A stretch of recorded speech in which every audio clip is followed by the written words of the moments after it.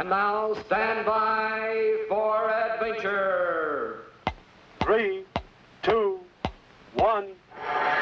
In the exciting story of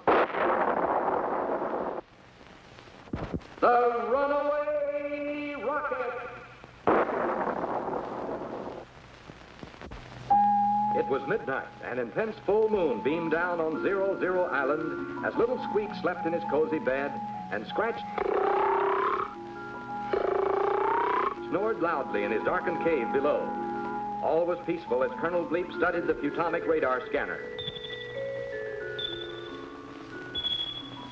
With this instrument, the Colonel could watch any unusual movements in the universe. And this very night, a giant new rocket was scheduled to be launched by the United States of America from an experimental rocket launching base on the east coast of Florida. Yes, there it was. As Bleep watched the scanner, he saw the rocket soar skyward at tremendous speed, then level off towards the wastes of the South Atlantic Ocean. This was a test firing, and Bleep was pleased to see the Earth people making such excellent progress with rockets. But at that instant, something seemed to go wrong.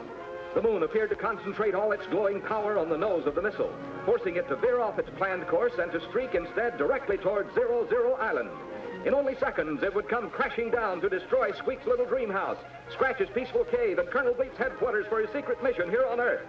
In a flash, Bleep darted into the sky to meet the speeding projectile. Quickly, he maneuvered himself between the mysterious moon rays and the onrushing missile, and with a blast of Futonic power, he brought the rocket to a screeching halt in mid-air. Using his Futurian skill in the powers of reverse propulsion, Bleep safely returned the rocket to explore the launching site, ready for use in further test flights in the future. Then Bleep hurried back to his island base to begin some very serious thinking. What was wrong on this peaceful isle? Why had Scratch recently tumbled into the open jaws of a giant sea serpent to be nearly trapped forever deep inside? Everyone knows that all sea monsters are purely imaginary and not real creatures at all, except for this particular sea serpent.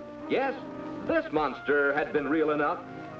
And then a terrible termite had kidnapped poor Squeak, the little wooden puppet, for a tasty dinner. But what had caused an ordinarily tiny insect to grow into a huge and terrifying monster?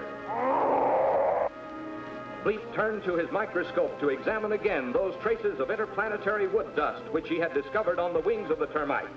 The Colonel was sure this strange substance held a valuable clue. And that runaway rocket, the way the moon had concentrated its rays on the nose of the device, you would have almost thought it was being guided by moon powers. Colonel Bleep was certain somewhere in outer space, a powerful and evil force was being directed against Bleep and his friends. But only one person in the entire universe had such evil power. That person was Dr. Destructo. But of course, Dr. Destructo was at this moment a prisoner in a space bubble anchored in the outer ring of Saturn. Or was he? Bleep had to be sure. He switched on his Futonic frequency transmitter and directed a secret code message to the Interplanetary Intelligence High Command on the planet Futura. Advise status of Dr. Destructo immediately. Soon, Bleep would have his reply. But meanwhile, another day was beginning on 00 Island.